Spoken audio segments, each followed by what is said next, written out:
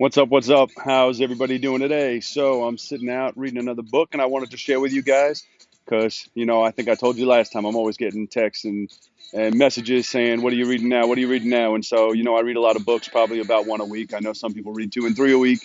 I'm probably about one a week, sometimes one every 2 weeks, but I just wanted to share with you what it is that I'm reading. So, actually, the book I am reading today is a book that I've already read several times. Every now and then, there's certain books that I will read multiple times just because they're really good and they share a great message. So, the book I'm reading today is The Richest Man in Babylon by George Clayson. And this is a really short read. To be honest with you, I will start and finish it today sitting by the pool. It's oh, there it is. Yeah, it's a quick read.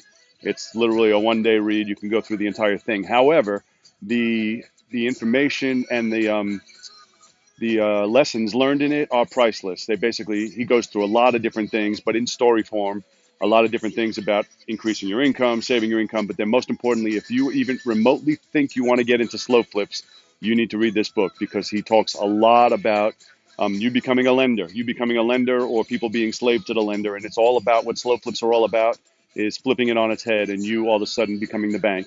So, I recommend it as a great book for anybody who's interested in reading, interested in business, building your own wealth. But more importantly, I recommend it for anybody who's even considering being involved in slow flips. If you want to be involved in slow flips, you've got to read this book. That's all I have for you today. I'm going to go back to it right now.